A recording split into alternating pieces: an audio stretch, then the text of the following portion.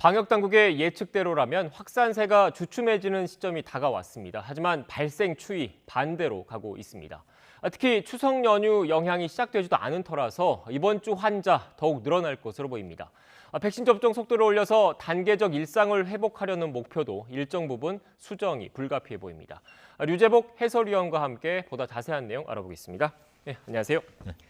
네, 앞서 쭉 전해드리긴 했지만 지금 확산세가 무서운 것 같습니다. 각종 방역 지표에도 일단 경고등이 켜졌을 것 같은데 어떻습니까? 네, 뭐 각종 지표가 다 지금 좋지 않죠. 발생만 보더라도 지난 일주일에 거의 20% 가까이 늘어날 정도로 확진 환자 수도 늘어나고 있고요. 감염 재생산 지수도 1을 넘겼습니다. 1.03인데 문제는 4주 연속으로 증가세라는 것이고, 그다음에 이제 왜 갑자기 이렇게 주변을 보면 환자 수가 이렇게 몇천 명이 늘어날까라는 이제 궁금해하시는 분이 많은데요.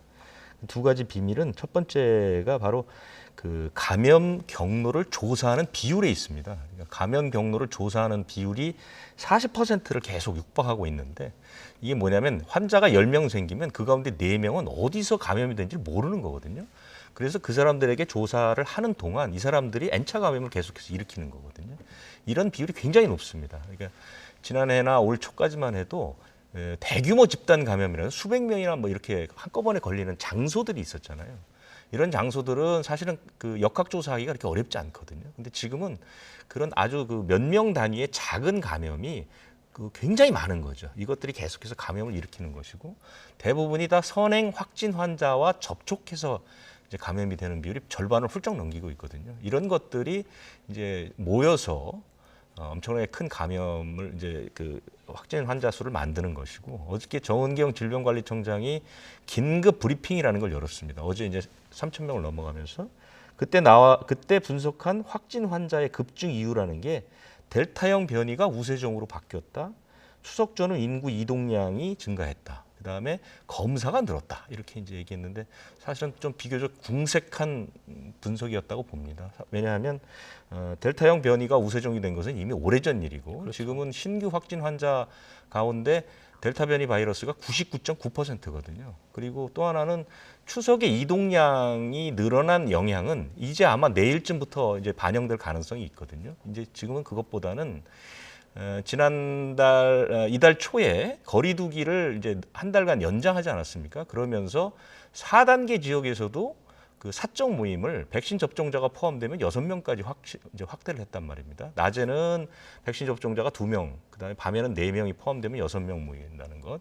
그다음에 추석 방역 대책은 오히려 가족 모임을 8명까지 늘렸거든요. 이런 것들이 국민들에게 가뜩이나 방역 대책 때문에 지쳐 있는 국민들에게 어떤 신호를 줬다고 저는 봅니다. 그래서 추석이 시작되기 전부터 이동량이 부쩍 늘었고 모임이 늘은 것이 이제 반영되기 시작했다. 그렇기 때문에 앞으로 환자는 더 늘어날 것이고 기간은 길어질 것이다. 이렇게 봅니다. 네, 지금 유 의원님의 말씀 좀 들어보면 결국은 그 방역망의 관리 그 밖에서, 그러니까 방역망의 사각지대에서 우리 지역사회에서 이른바 그 조용한 전파가 계속 이루어지고 있다는 말씀이신 거잖아요. 그런데 지금 방역 당국에서도 뭐 대책을 내놓는다고 하고는 있지만 말씀하신 내용을 쭉 들어보면 증가세를 확연하게 꺾을 수 있는 그런 특단의 대책은 또 눈에 띄지 않을 것 같다는 생각도 드는데 어떻습니까? 그러니까 어제 나온 대책을 보면 뭐 앞으로 2주 동안은 사적 모임을 뭐 취소하거나 연기해달라. 그다음에 다중 이용시설 이용을 자제해달라. 그다음에 뭐 재택근무를 확대해달라. 실내에서 마스크를 써달라. 뭐 적극적으로 진단 검사를 받아달라. 그래서 국민들에게는 사실상 뭐 이렇게 좀 뭐라 할까요? 그 영향을 줄 수 있는 그런 내용들이 포함되어 있지 않습니다. 그렇기 때문에 사실은, 그리고 지금부터는 코로나19 바이러스의 특징은 감염되고 접촉이 돼서 감염이 되면 한 일주일 정도가 지나야 이제 환자로서 반영이 되기 때문에 지금은 성적표를 기다리는 시간입니다. 그렇기 때문에 이런 것들이 크게 이제 영향을 미치지는 않을 것 같고요. 단 앞으로 일주일 또는 2주일 동안 사적 모임을 최대한 자제하는 것은 확산 속도를 조금 줄일 수는 있습니다. 그래서 국민들께서 앞으로 1, 2주 정도는 가능하면 사적 모임을 안 하는 것이, 이것이 이제 얼마까지 커질지 모르지만 그 파도의 크기를 조금은 줄일 수 있지 않을까, 이렇게 생각됩니다. 네, 개인 방역 수칙 준수가 필요하다는 말씀이셨는데 또 국민들 입장에서는 궁금한 게, 물론 2차 접종 완료자 비율은 아직 좀 더 끌어올려야 하지만 1차 접종자 비율은 70%를 넘긴 상태이지 않습니까? 이렇게 1차 접종을 한 비율이 올라갔는데도 확산세, 이렇게 신규 확진자 수는 늘어나는 이유가 사실 궁금하거든요. 네. 더 이상 전 세계적으로 접종률 70%가 집단 면역을 일으킨다거나 확산세를 꺾는다거나 하는 얘기는 더 이상 나오지 않습니다. 이제 70%는 목표로 잡기에는 이미 옛날 구호가 된 것 같습니다. 이것은 델타 변이 바이러스 때문에 그렇고요. 앞으로는 80% 또는 90%가 목표 지점이 돼야 될 것 같고, 그럼에도 불구하고 우리가 1차 접종을 70%만 넘기게 된 이달 초부터 20일 사이에 확산세가 확연히 줄 것이라는 게 지난달 방역당국의 시뮬레이션 결과였거든요. 그런데 여전히 확진 환자 수는 더욱 늘어나고 있다. 그래서 이 접종률과 확진 환자의 증가 추세만 놓고 봤을 때 그 확진 환자들이 늘어나는 이유는 청장년층의 확진 비율이 늘어나기 때문이다, 이것이거든요. 청장년층의 확진 환자의 비율이 20에서 40세까지가 59%가 됩니다. 왜냐하면 이 연령대가 아직까지 백신 접종률이 상대적으로 낮기 때문에 그렇거든요. 그런 거에 비해서 뭐 70대에는 3.3%, 80세 이상은 1.4%, 60세 이상도 8.7%밖에 되지 않거든요. 이분들은 대개 접종률이 거의 80%대 후반 정도에 이르고 있고, 그다음에 접종 완료율도 대단히 높습니다. 그렇기 때문에 백신을 2번 맞게 돼서 접종을 완료하게 되면 역시 확진 비율은 떨어진다는 그 공식은 있고요. 지금은 더구나 이 사람들이 이런 명절이라든가 이동할 때 보면 대개 청장년층의 활동 반경이 훨씬 넓고 접촉면이 크거든요. 그렇기 때문에 이 사람들을 중심으로 해서 확진 환자의 수가 크게 늘어나는 이런 양상을 보이고 있습니다. 네. 그리고 또 최근 들어서 우려스러운 대목이 접종을 다 마치고 항체가 형성된 기간이 일정 기간 좀 지났는데도 감염되는 이른바 돌파 감염 사례가 좀 꾸준히 나오고 있던데, 특히 네. 연세가 많으신 어르신들의 비중이 좀 높아지고 있다고 하던데 이유가 뭔가요? 총리가 조금 전에 얘기한 것을 보면 이제 내일 4분기 접종 개혁하면서 부스터샷 얘기가 나왔는데 60세 이상 고령층에 우선 접종하겠다 이제 얘기를 한 것이 바로 이제 이런 부분 때문에 그런 건데요. 우리나라의 그러니까 백신을 맞은 사람 가운데 돌파 감염의 비중은 0.03% 정도밖에 되지 않은데 지난 2주만 놓고 보면 10% 정도 됩니다. 굉장히 높은 거죠. 왜 그러냐면 70세 이상의 돌파 감염 비중이 72%까지 되기 때문이거든요. 아무래도 연세가 많으신 분들은 면역을 형성하는 그 양도 적고 그다음에 면역의 지속력도 떨어집니다. 그렇기 때문에 이분들은 백신을 2차례 맞더라도 일정 6개월 정도의 시간이 지나면 예방 효과가 그만큼 떨어진다는 것이거든요. 지금 우리나라에서 첫 그 접종이 2월 26일입니다. 그때 아스트라제네카를 맞췄던 분들은 요양시설에 근무하시던 일하는 분들이나 입소하신 분들, 그다음에 이제 고령층들이 3월 초부터 맞기 시작했거든요. 그분들이 지금 2차 접종을 하고 거의 6개월이 돼 갑니다. 그렇기 때문에 70세 이상 또는 60세 이상 고령층, 외국도 이제 다 60세, 50세 이상을 우선 접종 대상으로 분류해 놓고 있기 때문에 내일 발표 결과를 보게 되면 아마 이 연세가 많으신 분들에 대한 부스터샷은 10월 초부터 곧바로 시작되지 않을까 이렇게 예상이 됩니다. 네. 지금 앞서 그 위원님께서 최근에 확진자 증가세와 관련해서 이른바 델타 변이에 대해서 말씀을 해주셨는데 연장선에서 이 그 돌파 감염 사례도 델타 변이랑 결국 연관 지을 수밖에 없는 거죠? 델타 변이라는 게 그 지금까지 외국의 연구 결과를 보면 백신의 예방 효과까지도 떨어뜨리고 있다는 그 연구 결과들이 많이 나오고 있거든요. 그렇기 때문에 델타 변이가 유세종이 됨으로써 전 세계의 방역 대책 자체는 틀이 바뀌고 있습니다. 그래서 백신의 접종률도 높여야 되는 것이고 부스터샷의 필요성도 그만큼 커지고 있다 이렇게 볼 수 있는 거죠. 이렇게 지금 상황이 심각하다 보니까 정부 입장에서는 또 자영업자분들, 소상공인분들의 그런 경제적인 어려움이 가중되고 있지 않습니까? 그래서 단계적으로 일상을 회복하는 방안을 좀 추진을 하고 있었는데 이 그 대책에도 좀 영향을 줄 수밖에 없을 것 같아요. 최근에 이런 확산세가. 저는 영향을 줄 수밖에 없다고 봅니다. 그런데 총리는 오늘 얘기한 것은 애초에 계획대로 그대로 가겠다 얘기를 했는데 그건 쉽지 않습니다. 그리고 방역 당국도 어제 브리핑에서 3,000명, 2,000명 또는 4,5천 명이라는 하루 확진 환자 수에 대한 국민적 합의가 필요하다 이런 것이거든요. 국민들이 감당하기가 쉽지 않습니다. 3,000명, 하루에 3,000명 정도가 나왔다고 했을 때 국민들이 받는 충격 대단하고 실제로 어제 오늘 서울 시내를 나가보시면 아시겠지만 지나다니는 사람의 숫자도 줄 정도로 국민들에게 불안감이 굉장히 크거든요. 이런 상태에서 여러 가지 이유는 있겠지만 바로 이제 그 위드 코로나로 전환하겠다라는 것은 상당히 숙고할 필요가 있다.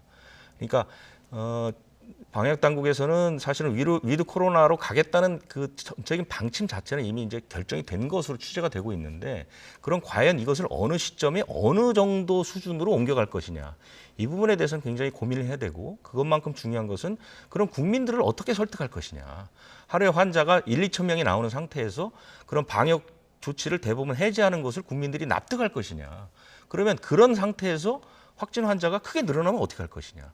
이런 부분들을 숙고해야 하기 때문에 저는 일정 부분 영향을 받을 수도 있고, 또는 시작 시점이 늦어질 수도 있고, 조치 자체가 더 잘게 쪼개질 가능성도 있다, 이렇게 봅니다. 네, 일단 사회적인 합의가 필요하다 이런 말씀이신 것 같은데, 그 과정에서 외국 사례도 좀 참고해 볼 필요가 있을 것 같아요. 그 싱가포르 같은 경우에는 백신 접종률이 높은 나라지 않습니까? 그런데 최근 들어서 방역 조치를 다시 강화했다고 하던데, 아무래도 이 확산세가 거세졌기 때문인 거죠. 그러니까 백신 접종률만 놓고 섣불리 그 이른바 방역 조치를 좀 해제한 나라들, 네. 그러니까 위드 코로나로 빨리 전환한 영국 같은 나라는 이미 한참 전부터 확진 환자 수가 최대를 기록하면서 계속 나빠지고 있죠. 근데 싱가포르는 환자 수 자체도 대단히 적었고 백신 접종률도 82%니까 전 세계에서 제일 높은 나라인데, 이 나라조차도 방역 조치를 완화했더니 확진 환자가 크게 늘어났단 말입니다.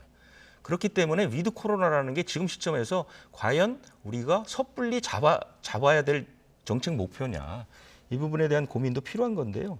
지금 싱가포르가 한 나흘 정도가 한 1,500명 이상 나오는데, 방역 당국에서는 일주일 후에 한 3,000명까지도 늘 가능성이 있다, 이렇게 얘기를 하거든요. 네. 그러니까 방역 이것이 이제 쉽게 생각하면 어떻게 생각하시면 되냐면, 싱가포르 뭐 인구가 1,000만 명이라고 했을 때 82%가 맞으면 800만 명이 맞거든요.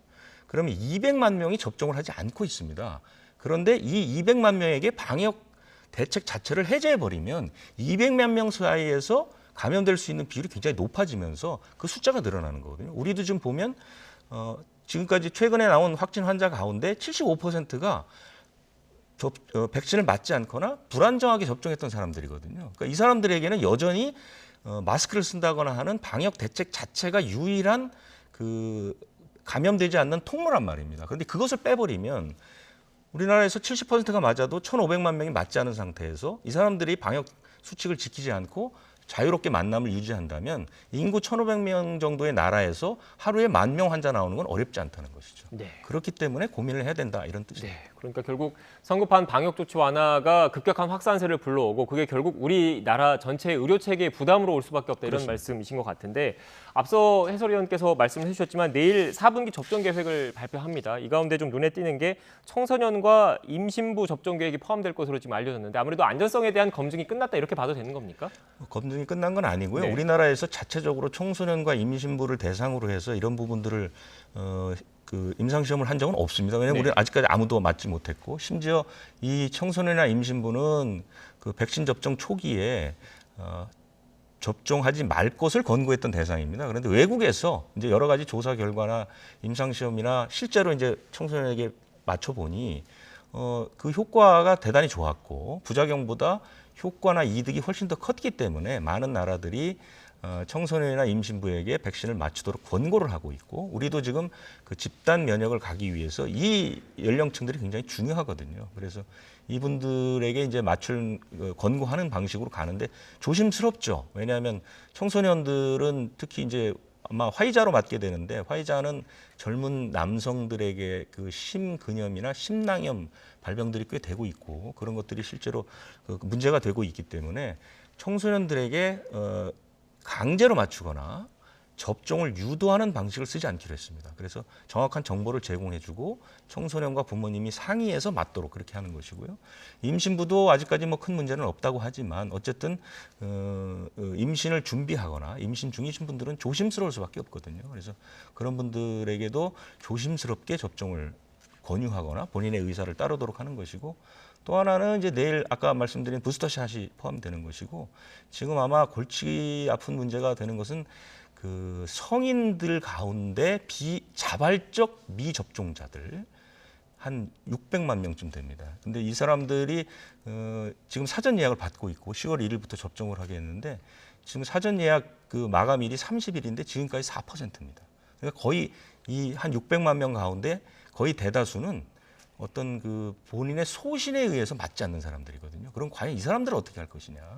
이 사람들을 어떻게 접종으로 이끌어낼 것이냐. 이것도 상당히 중요한 부분이기 때문에 내일 발표 내용에 포함될 가능성이 있습니다. 예, 내일 발표 내용을 좀 봐야 될 것 같고 마지막으로 간략하게 또 걱정스러운 바이러스가 지금 몇몇 나라에서 고개를 들고 있다고 하던데 니파 바이러스라고 하던데 치명률이 높은 것 같습니다. 니파 바이러스는 사실 뭐 좀 최근에 나온 것은 아니고요. 네. 1999년도에 말레이시아에서 처음 발견됐는데 이게 사라지지 않고 한때는 이제 우려 바이러스로 지정까지 됐었는데 사라지지 않다가 최근에 인도에서 12살 소년이 니파 바이러스로 사망을 하는 일이 있었습니다. 그리고 나서 밀접 접촉자들이 나오고 또 그 치료했던 의료진 가운데 비슷한 증상을 보이는 분들이 나타나서 전 세계가 좀 주목하고 있는데 이것도 역시 바이러스이긴 하지만 치명률이 75%니까요. 이게 굉장히 치명률이 높은 대신 다행히 전파력은 좀 낮다고 하는데 이것이 인도를 벗어나서 다른 나라에까지 번지게 되면 사실은 굉장히 그 우려스러운 바이러스로 자리 잡을 가능성이 있기 때문에 전 세계가 지금 예의주시하고 있습니다. 네, 지금 예의주시하고 그런다고 해서 한번 좀 여쭤보면 이건 역시 호흡기를 통해서 전파되는 바이러스인 건가요? 그렇습니다. 네. 이것은 지금 숙주가 과일 박쥐가 숙주라는 거거든요. 네. 과일 박쥐가 그 대추야자 즙을 빨아먹는데 이 대추야자를 인간들이 수확을 해서 그 즙을 내서 먹었다는 것이죠. 그래서 대추야자를 먹은 그 박쥐, 과일 박쥐의 타액에 묻어 있는 바이러스가 인간에게 들어왔다. 지금까지 밝혀진 건 그런 거기 때문에 네. 이게 전파가 호흡기로 되는지는 아직까지 이렇게 밝혀진 것은 없습니다. 네. 그러니까 아직까지는 상당히 미지의 바이러스이긴 하지만 치명률이 높다는 부분에서 좀 유의해야 된다 이런 측면이 있습니다. 네, 유의해야 될 바이러스인 것 같습니다. 지금까지 류재복 해설위원과 함께 코로나19 관련된 이야기 짚어봤습니다. 오늘 말씀 고맙습니다.